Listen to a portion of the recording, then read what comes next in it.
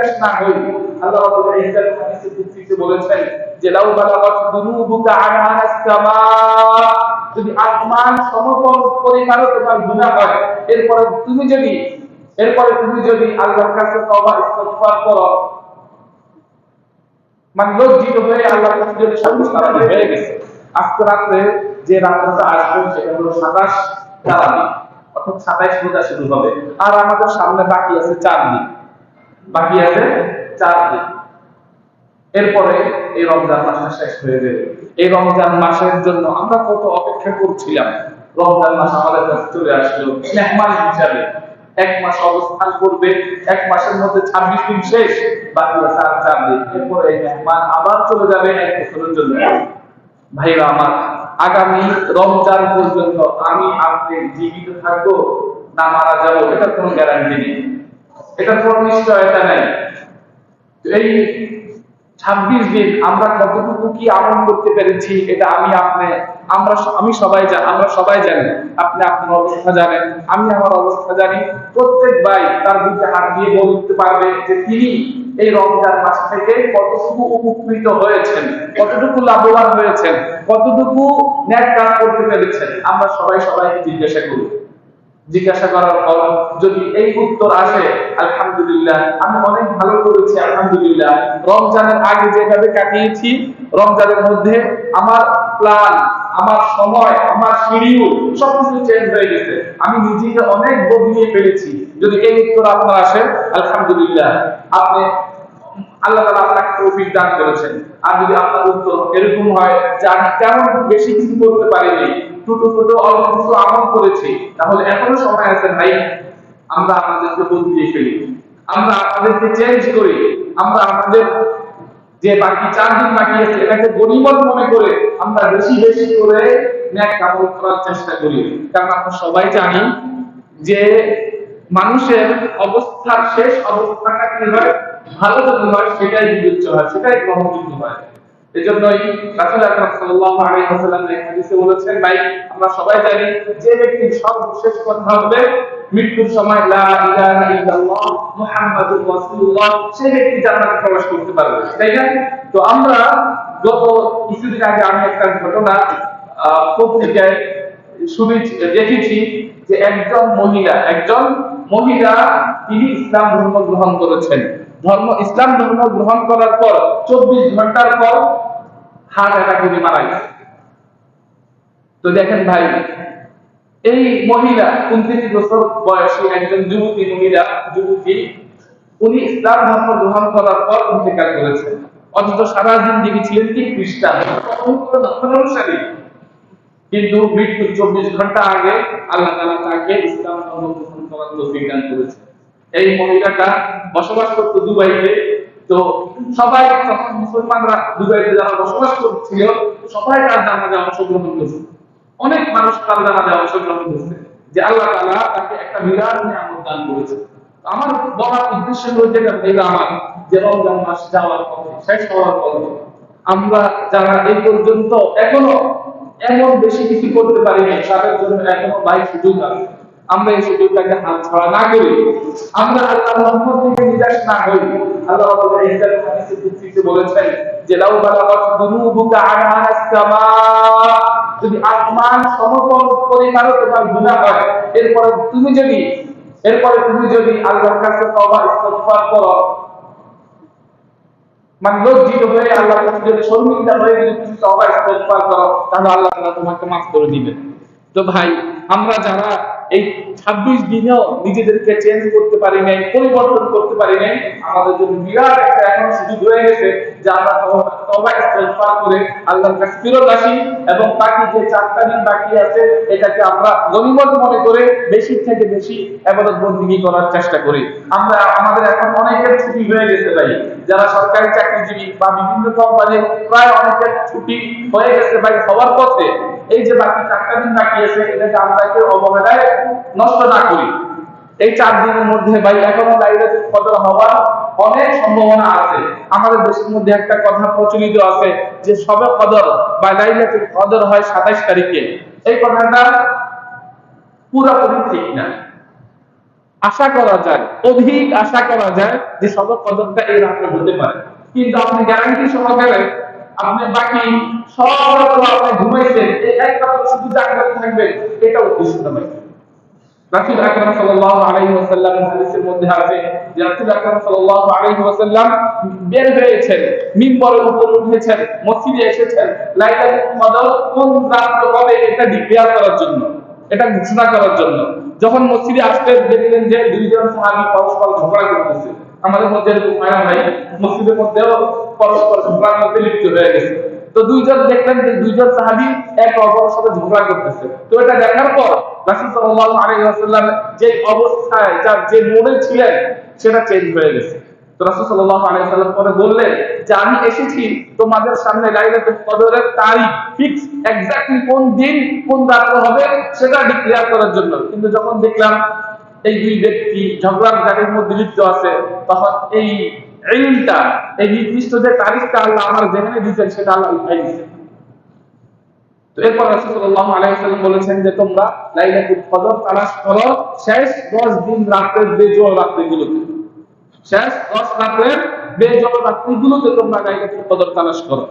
তো ভাই, ঝগড়া জাতির কারণে, মারামারির কারণে, হিংসা বিদ্বেষের কারণে এই এক রাত্রের কোন দিন হবে সেটা আল্লাহ তাআলা অস্পষ্ট রেখেছেন, ক্লিয়ার করেননি। এর উদ্দেশ্যটা কি? উদ্দেশ্যটা হলো যে আমরা এক রাতের মধ্যে শুধু যেন ইবাদত বন্দেগী না করি, আমরা এক রাতের মধ্যে আমার যত মেহনত আছে আমাদের দেশে এটা বেশি পরিমাণে হয় ভাই। লাইলাতুল কদর মানে কি? 27 রাত। আপনি বাকি সব দিন ঘুমায়, মসজিদে আসে না, ইবাদত বন্দেগীর কোনো খোঁজ খবর নেই। আর ভাই লাইলাতুল কদর যদি 27 রাত্রে হতো তাহলে আমি গত 6 দিন, আপনারা সবাই 6 দিন কিয়ামুল লাইল কেন পড়েছেন? উত্তর আছে ভাই, কিয়ামুল লাইল আমরা কেন পড়ছি? 21 তারিখ থেকে তো সব মসজিদে কিয়ামুল লাইল শুরু হয়েছে, বাংলাদেশে শুরু হয়েছে। তো যদি লাইলাতুল কদর যদি 27 দিনে হতো তাহলে তো লাইলাতুল মানে এই বাকি 1, 21, 22, 23 এই রাতগুলোতে কিয়ামুল লাইল পড়ার দরকার ছিল না। এজন্য ভাইরা আমার, লাইলাতুল কদর শেষ 10 রাতের বেজোড় রাতগুলোতে যে কোনো রাত্র হতে পারে। এর মধ্যে থেকে 27 রাত্র, এর মধ্যে থেকে 29 রাত্র। তো 27 তারিখের ব্যাপারে অধিক আশা করা যায় যে আল্লাহ রাব্বুল ইজ্জত এই রাতের মধ্যে লাইলাতুল কদর রেখেছেন। অতএব আমাদেরকে বেশি বেশি করে আজকের রাত্রকে গনিমত মনে করতে হবে। পাশাপাশি আরো যদি 30 তারিখ আছে সেই রাত্রকে আমাদেরকে গনিমত মনে করতে হবে। ভাইরা আমার, লাইলাতুল কদর এত গুরুত্বপূর্ণ, আমরা আগেও আলোচনা করেছি। আল্লাহ রাব্বুল ইজ্জত এই লাইলাতুল কদর বা কদরের রাতের ফজিলত সম্পর্কে আলোচনা করতে গিয়ে কোরআনে কারিমে একটি সূরা নাযিল করেছেন। এটার নাম হলো সূরাতুল কদর। আল্লাহ তাআলা কোরআনে কারিমে ইরশাদ করেন, বিসমিল্লাহির রাহমানির রাহিম, ইন্না আনজালনাহু ফি লাইলাতুল কদর। আমি এই কোরআনকে নাযিল করেছি কদরের রাতে। কোরআন কারীম আপনারা সবাই বুঝবেন, কোরআন কারীম সর্বপ্রথম ছিল লাওহে মাহফুজে। কোথায়? লাওহে মাহফুজে। এই লাওহে মাহফুজে থাকার পর আল্লাহ তাআলা একসাথে পুরা কোরআন কারীমকে অবতীর্ণ করেছেন দুনিয়ার আসমান, যেটা আমরা যে আসমানটা দেখি আমাদের উপরে, এই আসমান অবতীর্ণ করেছেন একসাথে। সেটা কোন দিন হয়েছে? কদরের রাতে। ঠিক আছে? এরপরে এই দুনিয়ার আসমান থেকে রাসূল আকরাম সাল্লাল্লাহু আলাইহি ওয়াসাল্লামের নিকট জিবরিল আলাইহিস সালাম পুরা কোরআনকে অবতীর্ণ করেছেন একটু একটু করে, প্রয়োজনের তাগিদে, প্রয়োজন অনুযায়ী একটু একটু করে অবতীর্ণ করেছেন। কতদিনে? 23 বছরে। কতদিনে ভাই? 23 বছর। রাসূল সাল্লাল্লাহু আলাইহি ওয়াসাল্লাম নবী হওয়ার পর কত বছর জীবিত ছিলেন? 23 বছর। সর্বপ্রথম নাযিল হয়েছে ইকরা বিসমি রাব্বিকাল লাযী খালাক, এই আয়াতের মাধ্যমে শুরু হয়েছে।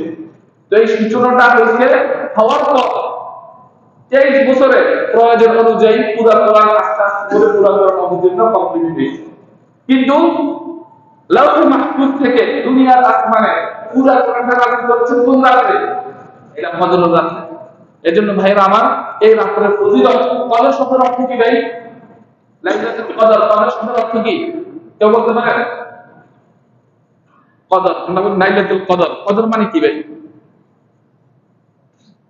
কারো জানা আছে? কদর অর্থ হচ্ছে সম্মান। আমরা বলি না ভাই আমি তোমাকে কদর করব কিভাবে? এই ব্যক্তি, আমি তার বাসায় গেছি, উনি আমাকে কদর করেন না, মানে কি? সম্মান করেন। তো লাইলাতুল কদর মানে সম্মানের রাত। কিসের রাত্র ভাই? সম্মানের রাত্র। তো আল্লাহ তাআলা এই রাত্রকে সম্মানিত করেছেন, মহিমান্বিত করেছেন, অনেক শ্রেষ্ঠত্ব দিয়েছেন। কিসের কারণে? যে এই রাত্রের মধ্যে কেউ কারোর পক্ষে যদি ইবাদত করার আল্লাহ তাআলা কাউকে যদি সুযোগ দেন, তৌফিক দেন, তার সওয়াব কি? হাজার মাস, হাজার মাস ইবাদত বندگی যদি আপনি করেন, যতটুকু সওয়াব পাবেন তার চেয়েও বেশি সওয়াব আপনি পাবেন। ভাই এটা কি জন্য? এই উম্মতের বয়স, এই উম্মতের বয়স 60 থেকে 70 বছর। আমি গত জুমায় তো আলোচনা করেছি, হুজুর যে বের করেছেন আমাদের পক্ষে 60-70 বছর ইবাদত বندگی করা মানে পুরোপুরি সম্ভব না। আমরা বিগত উম্মতের যেরকম বয়স ছিল 200, 300, হাজার বছর তাদের বয়স আয়ু হইত, তারা অনেক বেশি আল্লাহর ইবাদত বندگی করতে পারতেন। রাসূল আকরাম সাল্লাল্লাহু আলাইহি ওয়াসাল্লামের সামনে ঘটনা উল্লেখ করা হলো যে বিগত উম্মতের কোন এক ব্যক্তি আল্লাহর রাস্তায় উনি হাজার মাস জিহাদ করেছে। যে কারণে সুদার কথা হারাই গেল এবং রাসূল আকরাম সাল্লাল্লাহু আলাইহি ওয়াসাল্লামের মধ্যে এই আফসোস, এই আবেগ, এই অনুভূতি আসলো যে আহায় আমাদের যদি এরকম বয়স হতো তাহলে আমরা আল্লাহর রাস্তায় বেশি বেশি করে সময় ইবাদত বندگিতে কাটাইতে পারতাম। তো এই আবেদন বা এই আবেগ বা এই আফসোসকে পুরো করার জন্য আল্লাহ তাআলা এই উম্মতকে কি দিয়েছেন? লাইলাতুল কদর, এই একটা রাত্র দিয়েছে, মহিমান্বিত রাত্র, যে এক রাত্রে যদি আমার আপনার পক্ষে ইবাদত বندگی করার সুযোগ হয়, তৌফিক হয়, তাহলে আল্লাহ তাআলার রাস্তায় হাজার মাস ইবাদত করলে যে সওয়াব পাবেন তার চেয়েও বেশি সওয়াব পাবেন। যেজন্য ভাইরা আমার বাকি যে 4টা দিন বাকি আছে আমরা এই সময়গুলোকে গুরুত্ব সহকারে নিব। আমরা অনেক ফালতু কোনো কাজে এই রাতগুলোকে আমরা নষ্ট করব না, বেশি বেশি করে ইবাদত বندگی করার চেষ্টা করব। রাসূল আকরাম সাল্লাল্লাহু আলাইহি ওয়াসাল্লাম বলেছেন, মান কামা লাইলাতাল কদর ঈমানান ওয়া ইহতিসাবান গুফিরা লাহু মা তাকাদ্দামা মিন যামবি। যদি কোনো ব্যক্তি এই কদরের রাতে লাইলাতুল কদরের ঈমানের সাথে এবং সওয়াবের আশা, ভাই কাউকে দেখানোর জন্য না, লৌকিকতার জন্য না, রিয়ার জন্য না, আমি ইবাদত বندگی করব কি জন্য? আল্লাহকে রাজি খুশি করার জন্য। এই আশায়, এই বিশ্বাসে যে আল্লাহ এই নামাজের বিধান দিয়েছেন, এই বিশ্বাস এবং আশায় কেউ যদি লাইলাতুল কদরের রাতে ইবাদত বندگی করে তাহলে আল্লাহ তাআলা তার পিছনের সমস্ত গুনাহটা মাফ করে দিবেন। এজন্য ভাইরা আমরা এই সময়টাকে গুরুত্ব সহকারে নিব। আমরা অহেতুক সময় নষ্ট করব না। আমি আগেও বলেছি, এখনো বলেছি, বাইশাস ভালো যান সব ভালো তার। আপনি এতদিন কোনো কিছুই করেন নাই, বলেন কোনো নেক কাজও করেন নাই, তারপরেও আপনি হতাশ হবেন না, আপনি নিরাশ হবেন না। আমরা হাদিসের মধ্যে এটাও জেনেছি যে রাসূল আকরাম সাল্লাল্লাহু আলাইহি ওয়াসাল্লাম 3 ব্যক্তির জন্য বদদোয়া করেছেন, 3 ব্যক্তির জন্য বদদোয়া করেছেন। আর আমি মানে ওই 3 ব্যক্তির মধ্যে এক ব্যক্তি এই ব্যক্তি যে রমজান পাইলো কিন্তু তার নসিবে মাফ করার জুটলো না। রমজান পাইছে কিন্তু তার নসিবে মাফ করার জুটে নেই, ভালোভাবে নাই কাজ করতে পারেনি, যার ফলে সে এই কথা বলতে পারে যে আলহামদুলিল্লাহ আল্লাহ তাআলা আমাকে মাফ করে দিয়েছেন। ভাই যে ব্যক্তি ভালো তার মনে তো সাক্ষী দিবে নাকি যে আমি একটা ভালো কাজ করেছি। তো আমি এমন কোনো ভালো কাজ করতে পারিনি যার ফলে আমার মন সাক্ষী দেয় যে আল্লাহ তাআলা আমাকে রমজান শেষে এই ঘোষণা আসবে আল্লাহর তরফ থেকে যে আমি তোমাদেরকে জাহান্নাম থেকে মুক্তি দান করেছি। তো যে ব্যক্তির নসিবে এই ভাগ্য না জুটবে তার জন্য বরবাদ, তার জন্য বরবাদ। এজন্য ভাইরা আমার বাকি যে সময়গুলো আছে এটাকে আমরা গনিমত হিসাবে মনে করব। এই সময় আর কখনো আসবে না ভাই, আগামী বছর জীবিত থাকবেন কি তার কোনো গ্যারান্টি নেই। এজন্য এই সময়টাকে আমরা গনিমত মনে করব ইনশাআল্লাহ, এবং ভালোভাবে আমরা আমাদের বندگিতে কাটানোর চেষ্টা করব। দিনে আমরা রোজা রাখি, রাত্রিবেলা আমরা কিয়ামুল লাইল করব, তেলাওয়াত করব, জিকির আজকার করব, বা কাজা নামাজ যদি কারো থেকে থাকে, প্রতি জিন্দিগিতে আপনার অনেক নামাজ ছুটে গেছে, বেশি বেশি করে কাজা নামাজ পড়েন। নফল নামাজের পরিবর্তে কি আপনি কাজা নামাজও পড়তে পারেন একাধিকবার, যে নামাজগুলো আপনার ছুটে গেছে এর মাধ্যমে আপনার যে ঋণ, যে বোঝা আপনার উপর আছে সেটা আস্তে আস্তে কমে আসবে। ভাই আমি এই জিনিসটা আগে ক্লিয়ার করেছি। কোনো এক ভাই আমাকে জিজ্ঞাসা করেছেন যে হুজুর আমি নামাজ পড়া শুরু করেছি 25 বছর বয়স থেকে, আমার বুঝ হয়েছে। এর আগে আমি 15 বছর বয়সে আমি বালেগ হয়েছি, 25 বছর পরে 10 বছর আমি নামাজ পড়ি। তাহলে এটার সমাধান কি? এটা সমাধান কি? এটা সমাধান হলো ভাই এই 10 বছরের নামাজ আপনাকে অবশ্যই আদায় করতে লাগবে, এটা মাফ নাই, এটা মাফ নাই। তো আপনি আদায় করবেন কিভাবে ভাই? দৈনিক যখন আপনি মসজিদে আসেন, জোহরের নামাজের সময় 4 রাকাত জোহরের নামাজ পড়েন ফরজ, আসরের নামাজের সময় কাজা আপনি 4 রাকাত আসরের নামাজ পড়েন, মাগরিবের সময় 3 রাকাত, আগে হলে আগে পরে হলে পরে, আজান থেকে তো 10 মিনিট টাইম থেকে তাই না একটা মতে, তো আপনি এই সময় 3 রাকাত ফরজ করতে পারেন। এশার সময় আপনি 4 রাকাত ফরজ করেন, এরপর বিকেলের নামাজের কাটা লাগে, কারণ বিকেলের নামাজ ওয়াজিব, এরপর ফজর নামাজের সময় আপনি 2 রাকাত ফরজ করতে পারেন। এইভাবে আপনি 10 বছর আপনাকে এই কাজার নামাজ যদি আপনি দৈনিক নামাজের সময় যদি সমপরিমাণ নামাজ পড়েন, এতে করে আপনার কাজা কি হয়ে যাবে? আদায় হয়ে যাবে। এছাড়া একসাথে আপনি আজকে 10 দিন পড়ে ফেলবেন, এটা বিরক্তকর, এটা হবে না। তো যেটা সহজ আমাদের বড়রা বা মুরব্বীরা বলেন এটাকে আমরা করতে পারি, তাহলে আমার কাজের নামাজগুলো ইনশাআল্লাহ ধীরে ধীরে আদায় হয়ে যাবে। ইনশাআল্লাহ আল্লাহ তাআলা আমার নামাজকে কবুল করে নিবেন এবং আমাকে মাফ করে দিবেন। ভাইয়ের আমার দ্বিতীয় বিষয় হলো আজকের আলোচনার যে যাকাতুল ফিতর বা সাদাকাতুল ফিতর। আমরা সবাই রোজা রাখছি তাই না ভাই? রোজার শেষে ঈদের দিন সকালবেলায় ঈদগাহ যাওয়ার আগে, ঈদের দিন সকালবেলায় ঈদগাহ যাওয়ার আগে আমাদেরকে একটা যাকাত বা একটা দান বা একটা সাদাকা দিতে হবে। এই যাকাতটা বা এই সাদাকাটা মালের উপর না, আমরা যে বাৎসরিক মনে করেন যাকাত দিই, এটা কিসের হক? মালের হক। মাল আমার কাছে বেশি হয়ে গেছে, এজন্য আমি মালের কি করি? যাকাত প্রদান করি, নাকি ভাই? যে ব্যক্তির কাছে নির্দিষ্ট সমপরিমাণ মাল থাকবে সে কি করবে? যাকাত দেয়। কিন্তু সাদাকাতুল ফিতর এটা কাকে দেওয়া লাগবে? যিনি রোজা রেখেছেন, যিনি রোজা রেখেছেন। সাদাকাতুল ফিতর দেওয়ার কারণ হলো দুইটা। কয়টা ভাই? দুইটা। একটা হলো রোজার মধ্যে রাখা অবস্থায় যে ত্রুটি বিচ্যুতি আমার হয়েছে, যে ত্রুটি বিচ্যুতি বা অন্যায়, রোজা রাখার সময় আমি গীবত করছি, শিকায়ত করছি, কার সাথে মারামারি করেছি, ঝগড়া করেছি, তাহলে যে ব্যক্তি এরকম করেনি তার রোজা আমার রোজা কি বরাবর? বরাবর। আল্লাহ রহমানুর রহিম, গফুরুর রহিম, আল্লাহ বান্দার উপর অনুগ্রহশীল। আমরা নামাজের মধ্যে ভুল করি, সেই ভুল শুধরানোর জন্য ব্যবস্থা রেখেছেন প্রসেসর, নাকি ভাই? নাকি রোজার মধ্যে যদি আমার ভুল হয়, সে ভুল শুধরানোর জন্য রেখেছেন ভাই সাদাকাতুল ফিতর। ঠিক আছে ভাই? রোজার মধ্যে যে ভুল ভ্রান্তি হয়, সে ভুল ভ্রান্তি শুধরানোর জন্য কিসের ব্যবস্থা রেখেছেন? সাদাকাতুল ফিতর।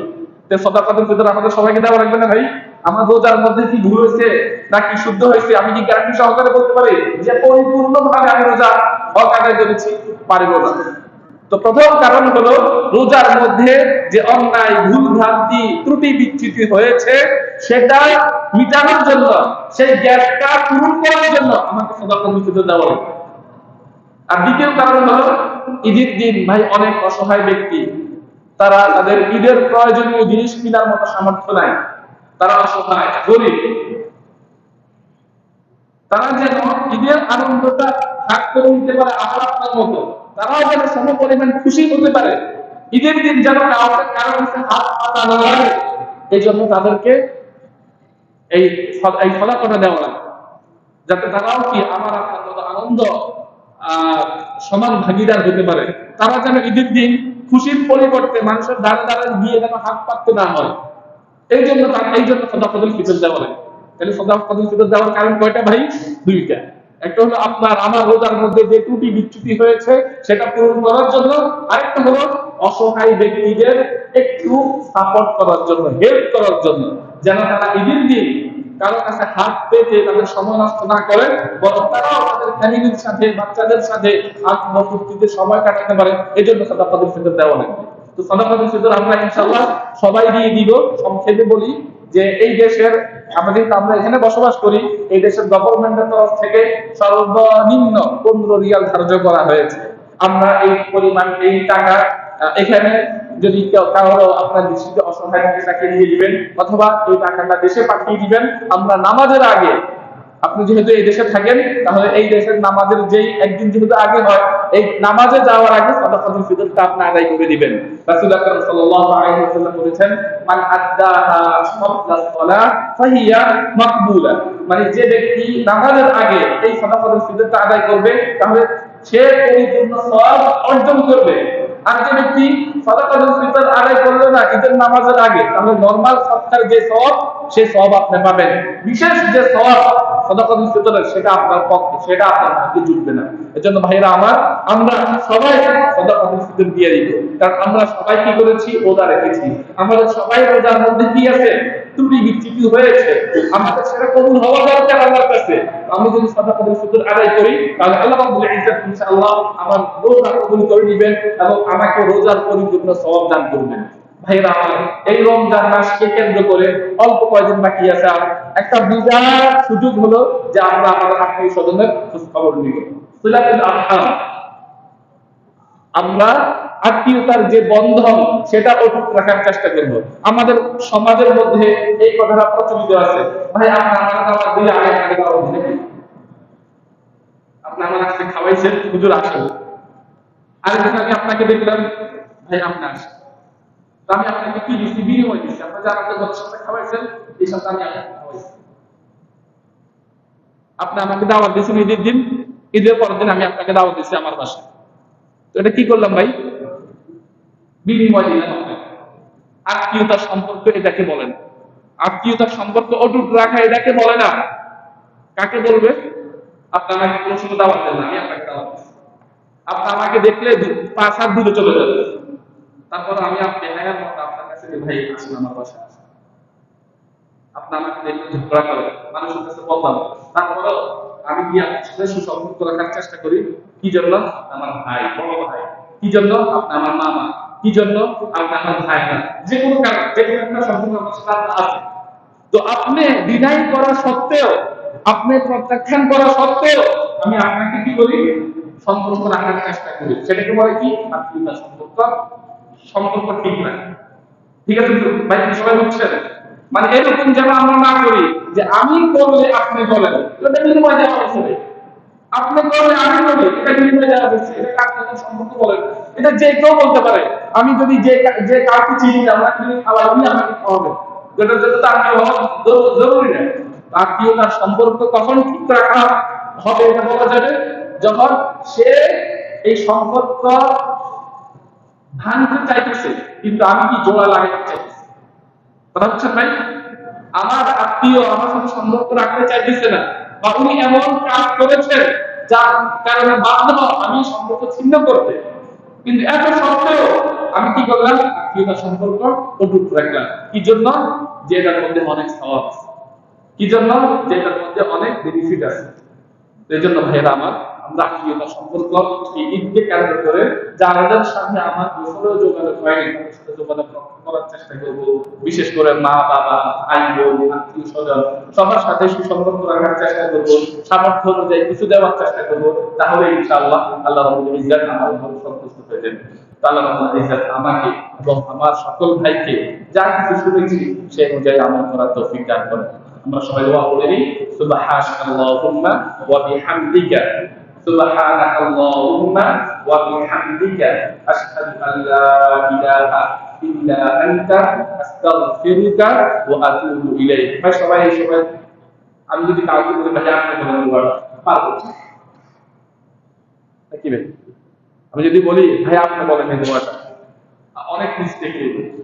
তো আজকে আমরা যা আলোচনা শুনছি এর পাশাপাশি এই দোয়াটা মুখস্থ করা, আমরা যদি একটা টার্গেট দিই যে আগামী শুক্রবার আগে আমি দোয়াটা মুখস্থ করে নিব, সেটা সম্ভব না ভাই? কোন মজলিসে যদি আপনি বসেন, আলোচনা করেন, আলোচনা শুনেন, ওই মজলিসের মধ্যে অনেক কিছু হয়, কথাবার্তা হয় যেটা হয়তো অসত্য হতে পারে বা মিথ্যাও হতে পারে।